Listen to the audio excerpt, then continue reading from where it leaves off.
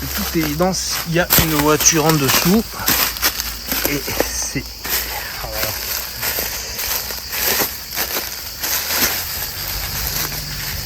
C'est bien celle-ci.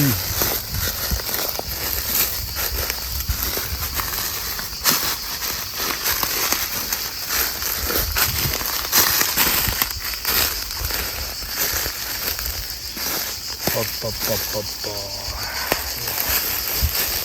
Apparemment, il n'en reste pas grand-chose.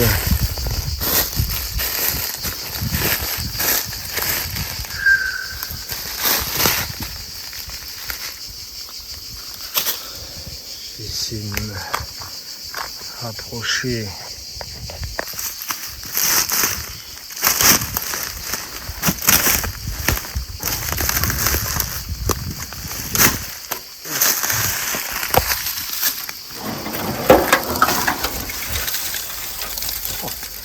Le moteur y est. Le moteur y est. Bon.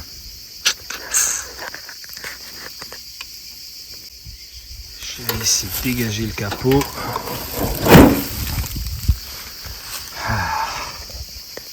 Le problème, c'est que si je veux venir récupérer ça, c'est pas gagné pour le rapatrier jusqu'au bord de la route.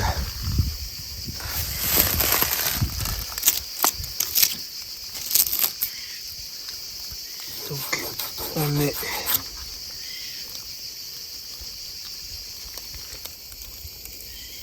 sur de la Morris 1300 GT.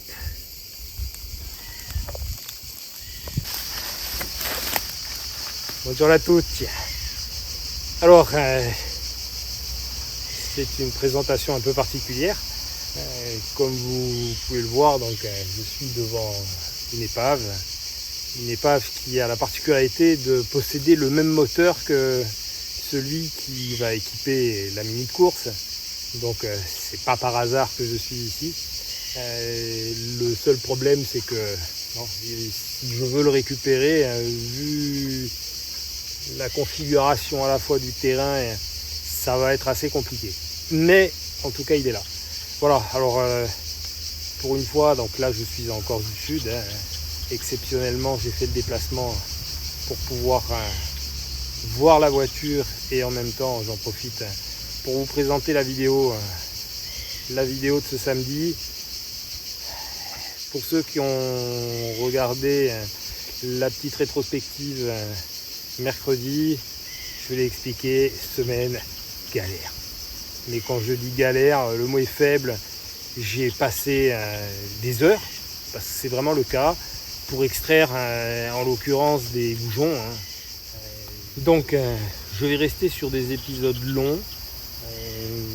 Je pense que ce qui est aussi intéressant dans ce projet, c'est de montrer que tout ne se passe pas à la perfection. Alors, souvent j'ai remarqué quand je visionnais des remises en route, des restaurations, les vidéos elles sont parfaites. Tout se passe bien, il n'y a pas d'anicroche, alors qu'en fait dans la réalité c'est tout le contraire.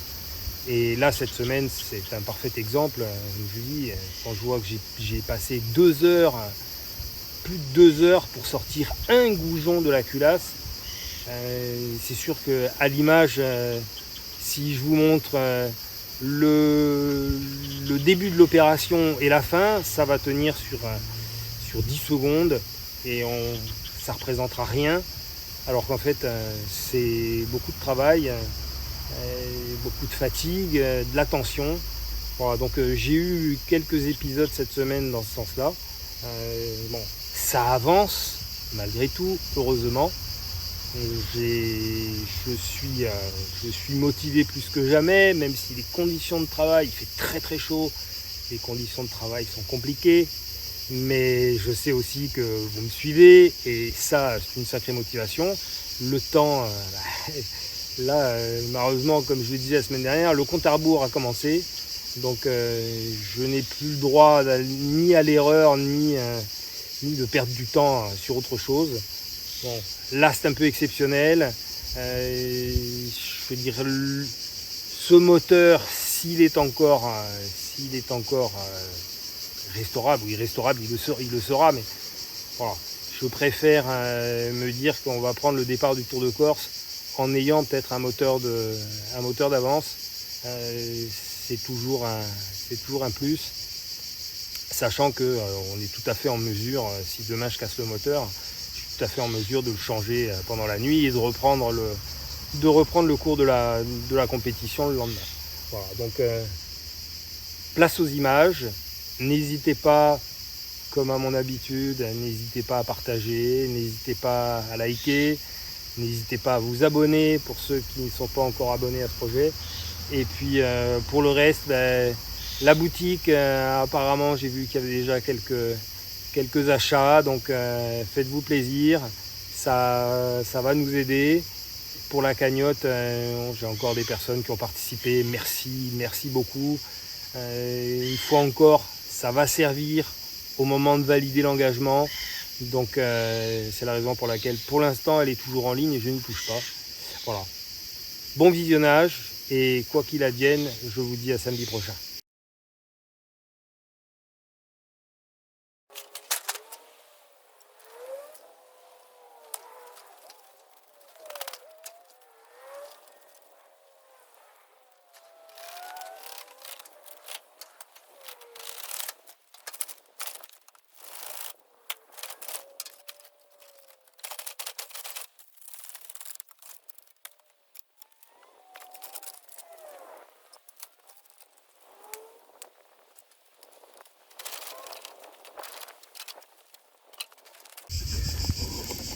Alors, c'est du 11 Goujon. Donc là, on est sur un moteur type Cooper S.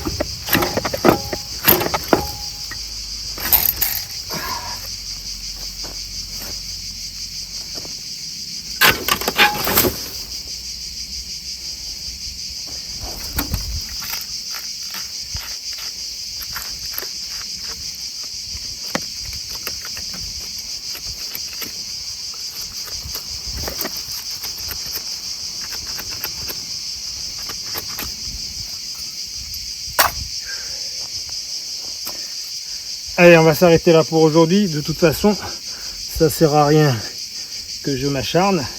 Déjà avec les outils que j'ai, c'est déjà bien d'avoir récupéré tout ça.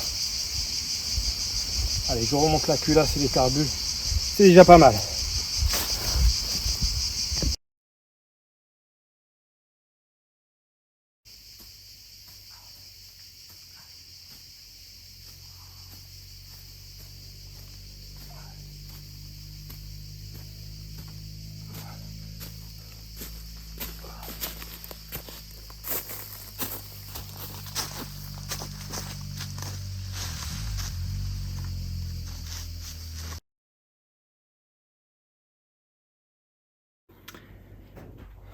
Alors ça y est, le palier a été usiné. Donc on voit en plus, ça a été bien fait avec des petites encoches de chaque côté pour bien bloquer la pièce. Donc là, j'ai mis tous mes coussinets. Ils sont tous en place, donc coussinet de palier, coussinet de bielle. Je vais regraisser abondamment. Là en l'occurrence, j'ai envie de dire que le trop n'est pas l'ennemi du bien.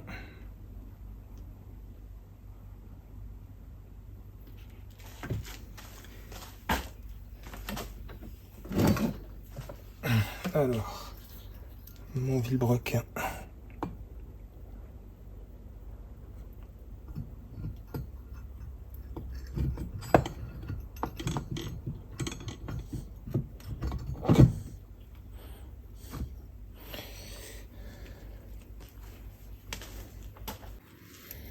Au passage, je remets mes cales de latéral.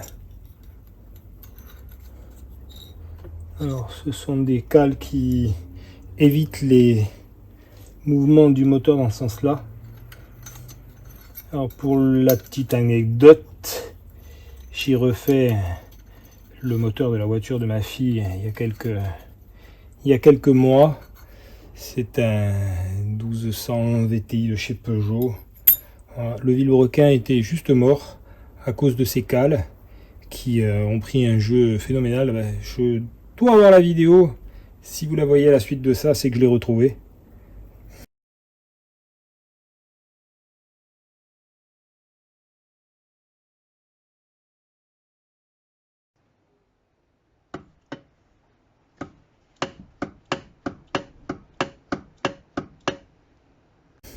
Voilà, donc sans ces cales-là, on prend le risque de casser le moteur, tout simplement.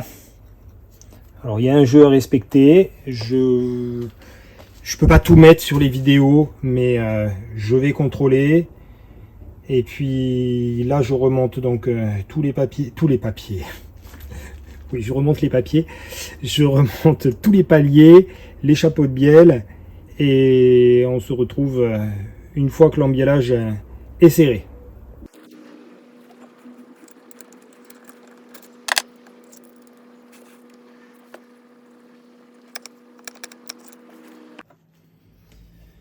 Alors, le petit épaulement se trouve ici, là il est derrière, donc ça se monte dans ce sens-là.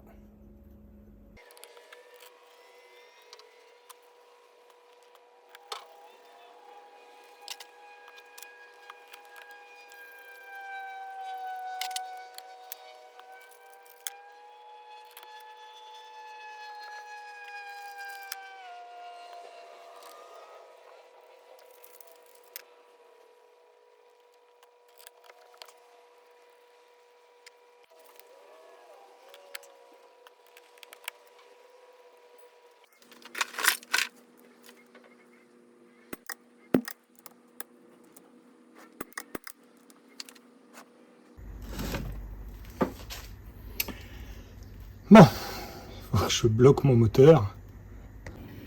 Ça y est, tout est serré. On va faire un petit essai rapide.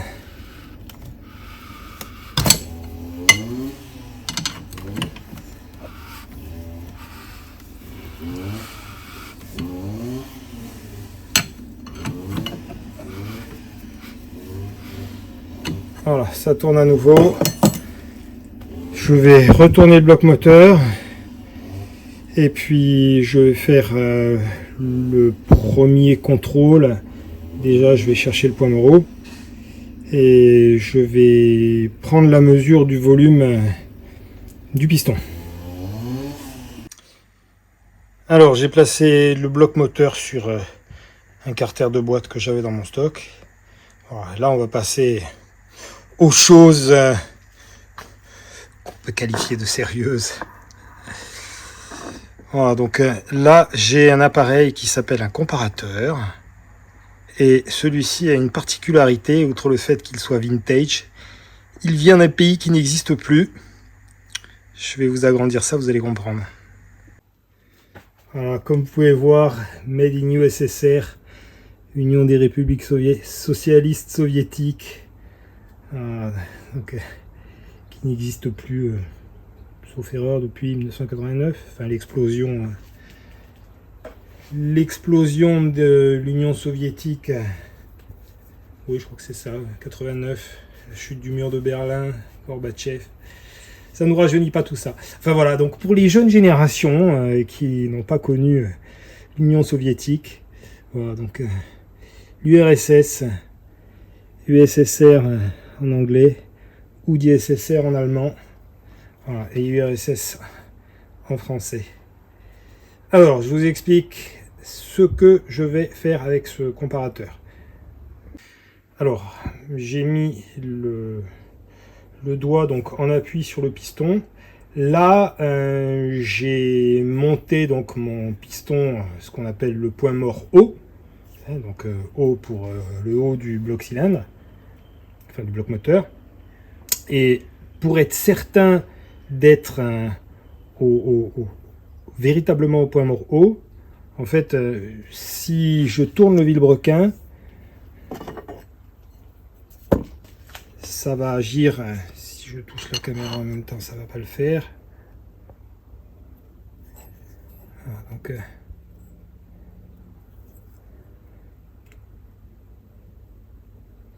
voilà, au fur et à mesure que je descends, on a l'aiguille qui descend.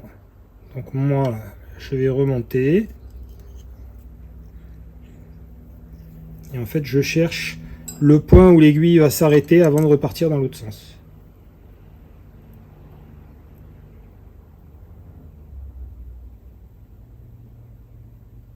On va pas être très loin.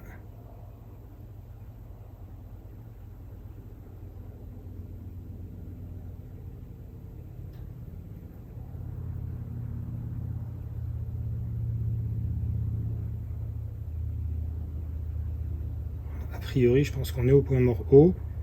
Si je recule légèrement, ça devrait partir dans l'autre sens. Effectivement. Je vais remonter.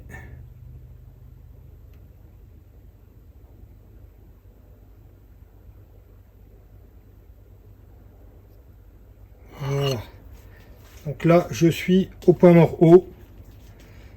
Le piston ne peut pas monter plus haut que ça.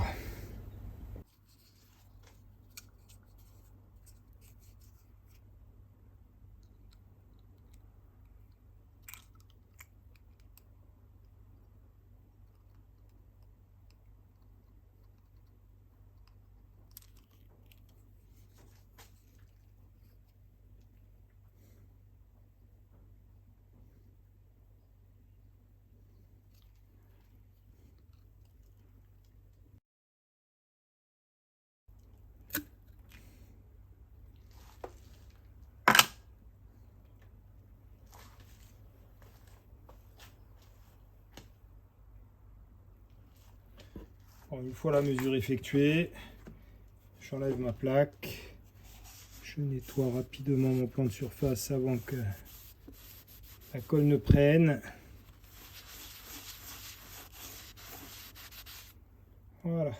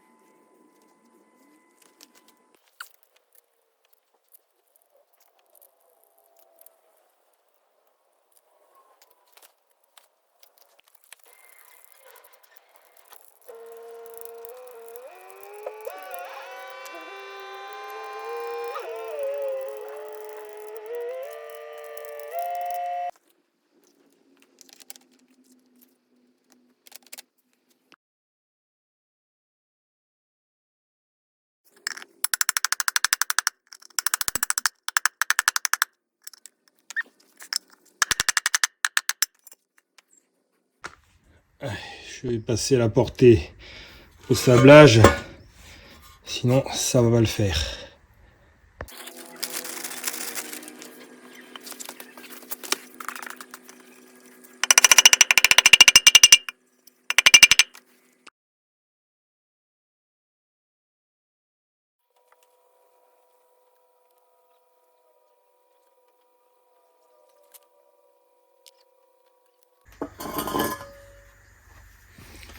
Alors, pour mettre mon pignon, je préfère le mettre dessus avant pour éviter d'abîmer la lèvre de mon joint.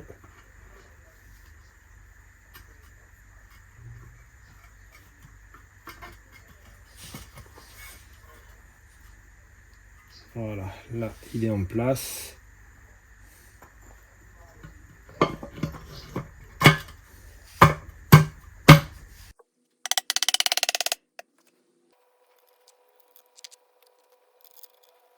Alors je vais remettre en place le volant moteur avec l'embrayage.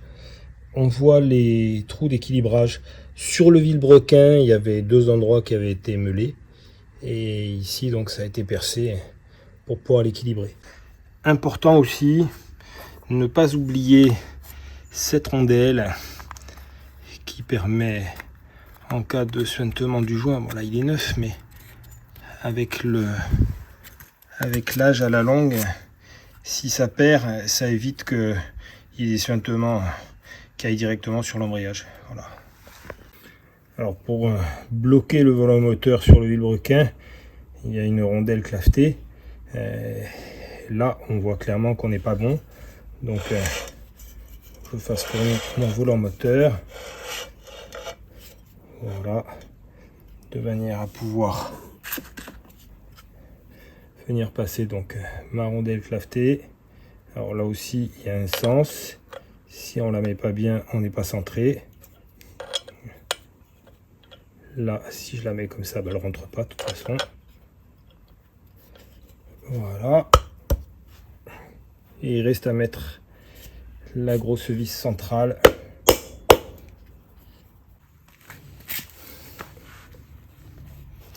Je termine ma loctite. Ça s'appelle terminer.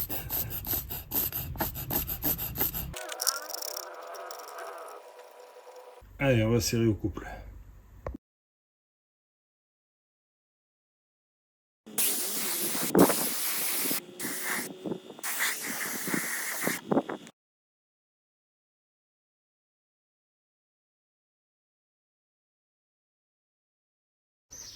Je commence par nettoyer les soupapes, enlever le gros de la calamine avec un petit morceau de papier de verre, bon, comme je l'ai déjà fait par le passé.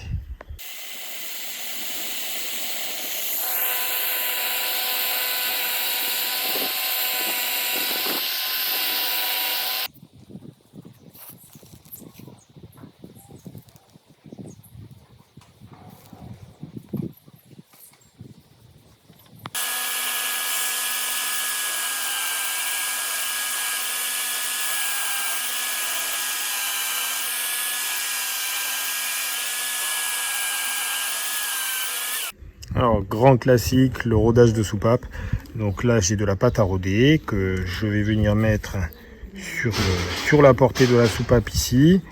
Et puis, je vais venir tourner donc ma soupape dans le... Alors, je vais venir la tourner comme ça, de manière à user la partie... c'est voir. Donc user la portée ici et la portée de ce côté-là, de manière à ce que l'étanchéité soit parfaite.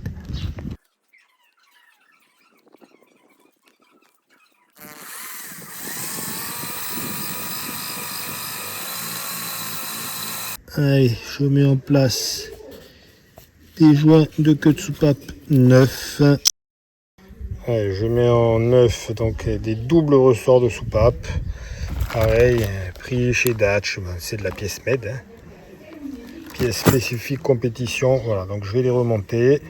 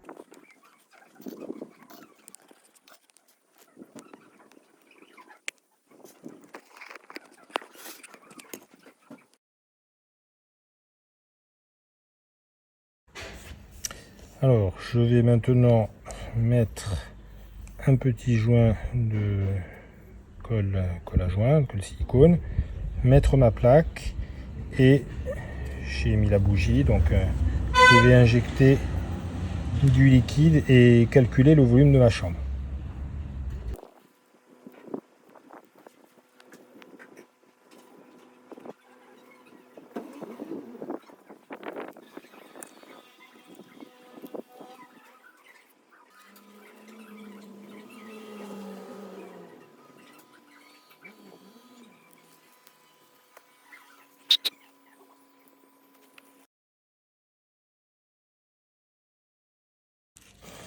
On n'est pas bon, il faut que je recommence.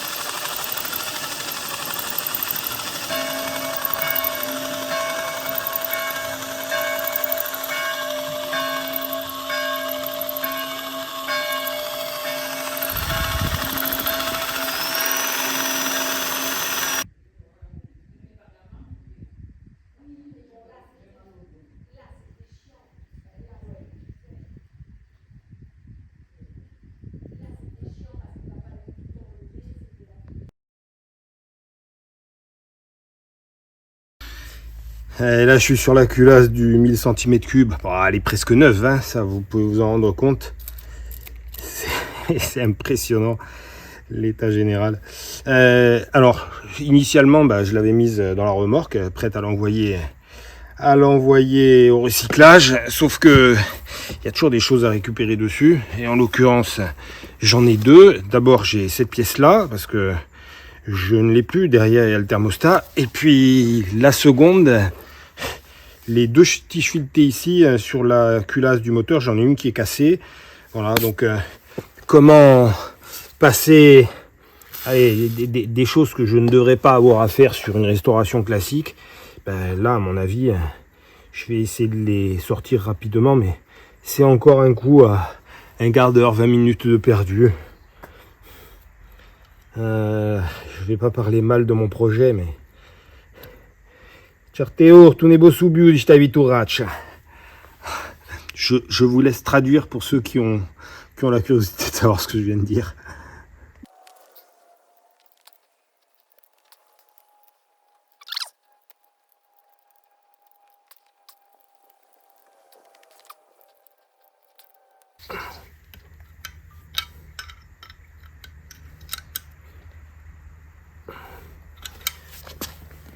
Ça veut pas venir.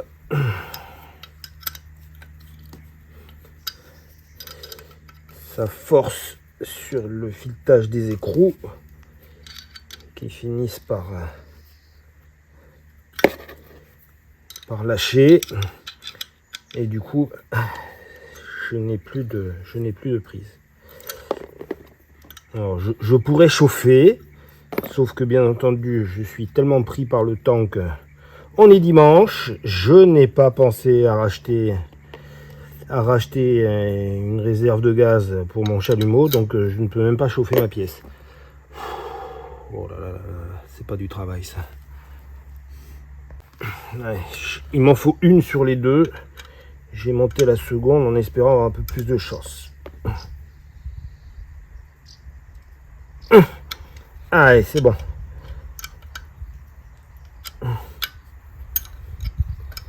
Allez, celle-là, c'est fait.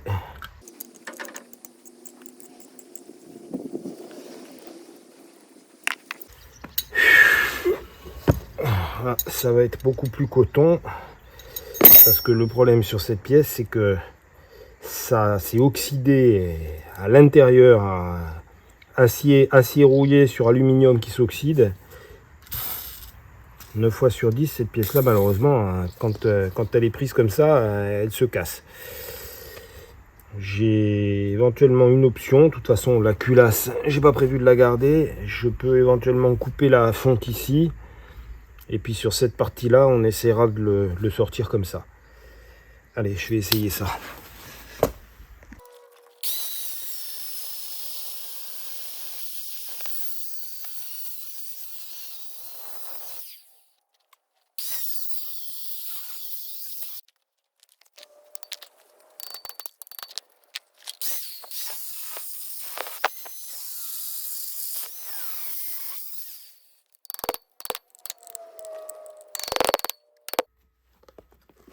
Et mince! Bon, voilà. C'est rare que je jure, mais sur ce coup-là, il y avait de quoi. Voilà. Il va falloir que je me débrouille pour trouver une autre culasse. Il faut que je cherche dans mon stock. Bon, c'était le risque. Là, on voit clairement, c'est complètement rouillé, donc immanquablement, au fur et à mesure que la rouille se développe et que l'aluminium s'oxyde, ça met une pression dans ce passage qui fait que au moindre choc, et là Dieu sait si j'en ai mis, même si j'ai pas tapé directement sur la pièce, puisque j'ai essayé de casser le morceau de fonte derrière, bon, on comprend parfaitement que ça a fait sauter l'alu. Voilà, allez, poubelle directe. Alors, tout n'est pas mort sur cette culasse. J'ai mon bout de tuyau pour le bypass ici qui a la bonne taille, sauf que sur la culasse du 1275 GT, vous allez voir, ce tuyau il est super court et j'ai peur que ça suffise pas pour maintenir la durite, enfin oui, la durite avec son collier. Donc je vais extraire celle-ci et je vais voir si je peux extraire l'autre pour le remplacer.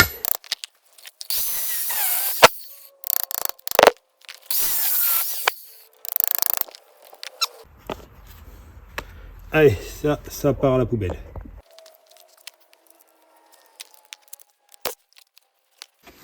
Voilà, je pense que vous avez compris. De toute évidence, celui-ci ne doit pas être d'origine. Il a dû être remplacé pour une raison qui m'est inconnue. Voilà, donc, je vais mettre celui-ci à la place. Ça va être parfait. D'abord, un coup de sablage. Bon, j'en termine avec le Calorstar. J'ai prévu de récupérer au moins celle-là de tige filetée qui a la bonne taille. Celle-ci malheureusement a été coupée un petit peu court. Par contre, on voit la surépaisseur de corrosion qui m'a fait éclater la cloche de Calorstar. Donc bon, je pense que de toute façon, quand bien même j'aurais réussi à extraire tout l'ensemble, ça aurait été très compliqué de sortir ces tiges filetées sans abîmer la cloche. Voilà, donc je vais essayer d'en trouver une autre propre si possible. Ça y est, j'ai installé mon tuyau pour le bypass. J'ai mis la loctite qui va bien. Donc avec ça, logiquement, plus de fuite. Et puis ici, j'ai sablé ma tige filetée. Elle a quand même une autre tête. Et je vais l'installer. Sur ma culasse.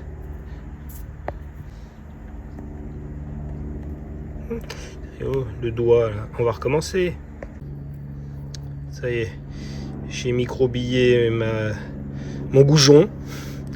Mon goujon, oui, donnons leur nom aux pièces. Hein. Donc, mon goujon qui va aller là. Hop là. Allez, je le serrerai après. Et là, il va falloir que je me débrouille pour extraire ce morceau.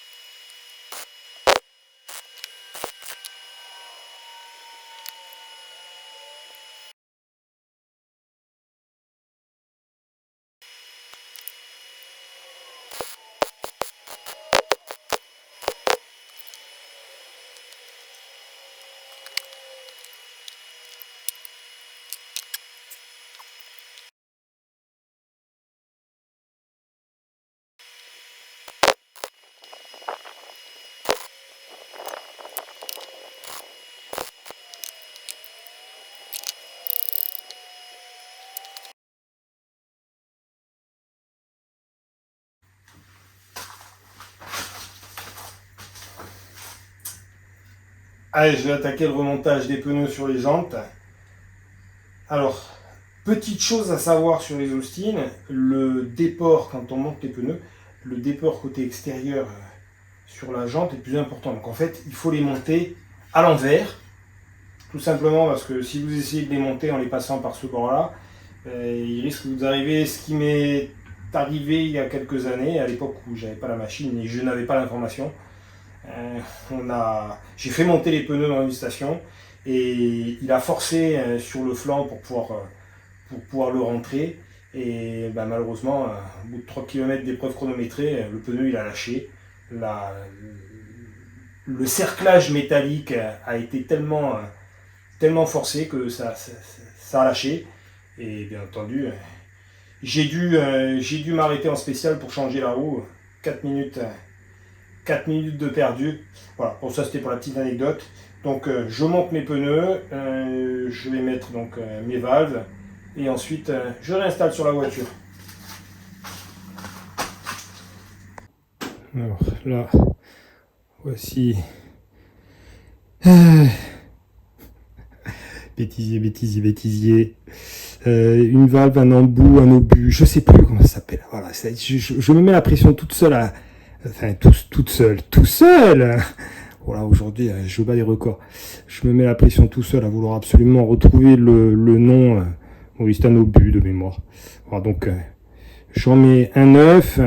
J'ai l'outil qui va bien pour l'installer. Hop là. Donc, on passe là.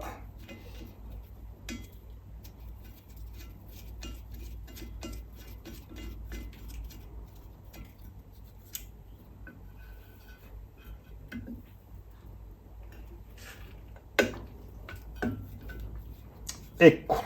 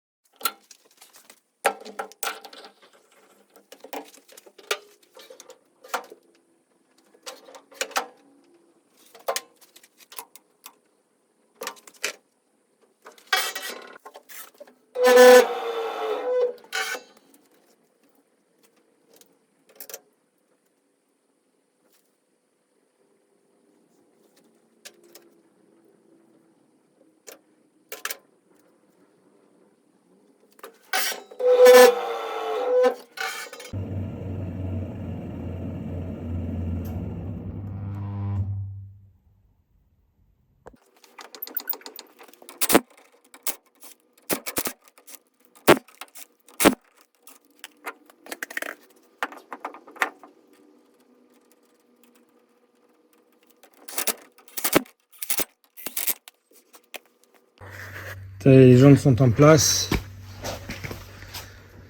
Voilà, maintenant il va falloir que je rajoute les petits enjoliveurs qui sont ici, qui sont d'origine, vous vous doutez. Alors, je vais essayer de redresser au moins cette partie-là. Là aussi, il y a un petit à-coup. C'est compliqué sur des enjoliveurs comme ça, c'est de l'inox. Et je vais essayer de leur mettre un coup de lustrage derrière, histoire qu'il soit un peu moins satiné.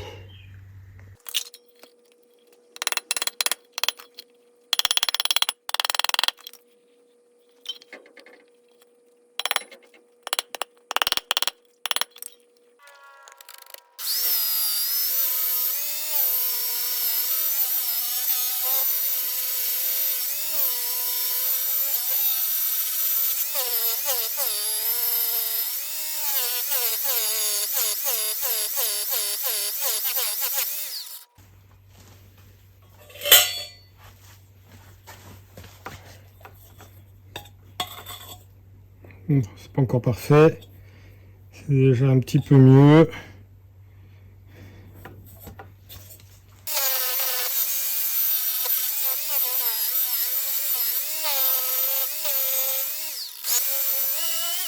On voit quand même nettement la différence. Allez, je passe au suivant.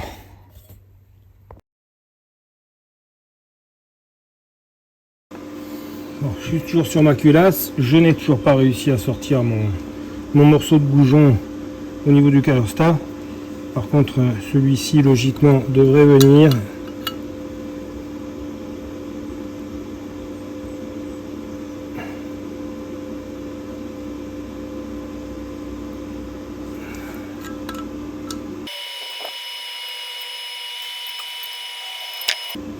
Chaud devant chaud.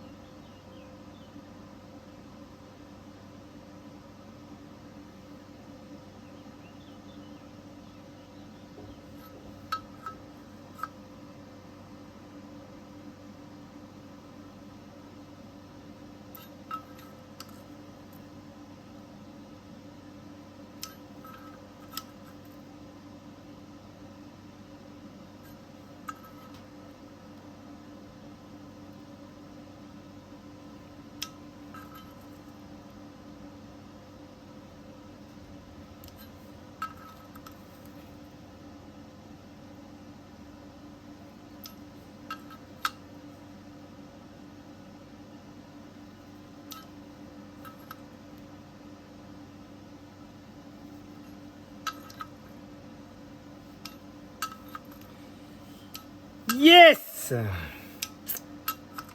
Oh punaise, celui-là m'a fait stradier.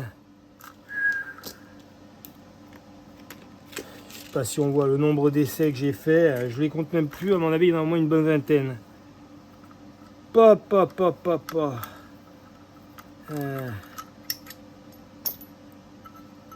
L'obstination a du bon, et je me brûle au passage.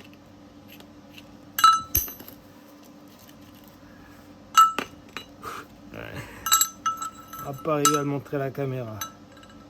Allez, j'ai fini par l'avoir. Et B. Allez, il me fallait le même goujon que celui-ci pour bloquer le thermostat. Donc j'ai cherché dans toutes les vis que j'ai sablées dernièrement. Allez, j'en ai un qui va faire parfaitement l'affaire.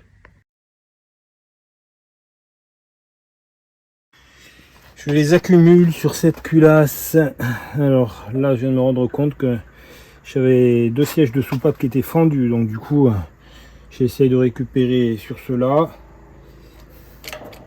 En espérant qu'ils soient en meilleur état.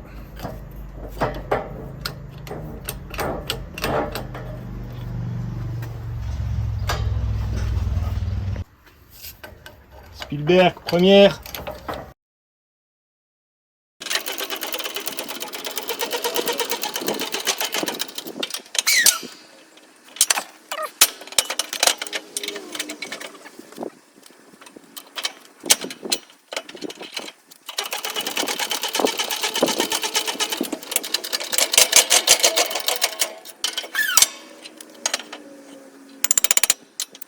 Il y a un avantage à tout reprendre de A à Z, c'est que ça te permet de détecter des soucis.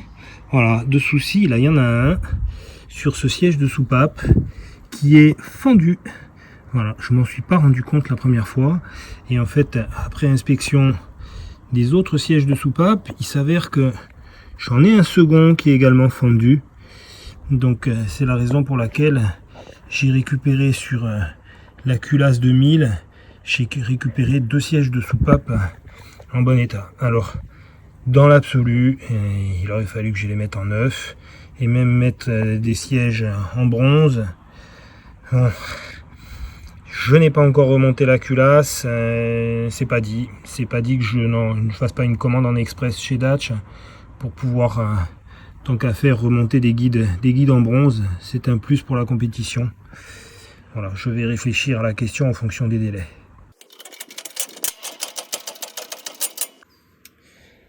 Ah, on le voit bien là, le siège de soupape fondu. Et l'autre, il est du même acabit. Voilà, on voit bien la fissure. Alors je mets mes deux sièges de soupape dans le congélateur.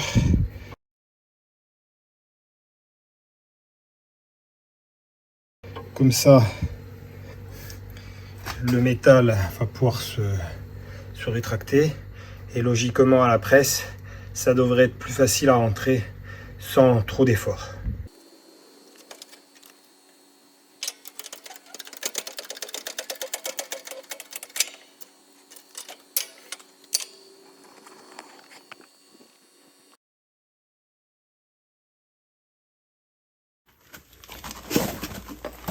Et on s'attaque à une partie importante du moteur. Je vais m'atteler à la distribution.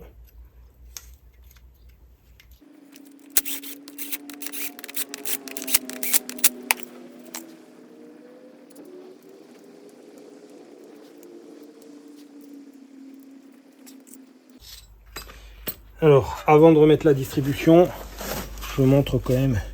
Je vais avoir. Bon, là, j'ai sablé mon cage de distrib qui est prévu comme ça. C'est un ancien modèle, il n'y a pas d'excroissance ici pour le tendeur de chaîne, puisqu'il n'y a pas de tendeur de chaîne sur ce modèle-là. Par contre, là, mon reniflard, on le voit de près, là, il est complètement bouffé par la rouille. Donc, j'ai deux solutions. Soit j'arrive à le dessertir d'ici, ou alors je coupe là et je ressoude un morceau. Là, j'ai récupéré sur l'épave. Les reniflards sont tous identiques. Il n'y a que les points d'ancrage qui sont différents. Donc, avec deux, je vais en faire un.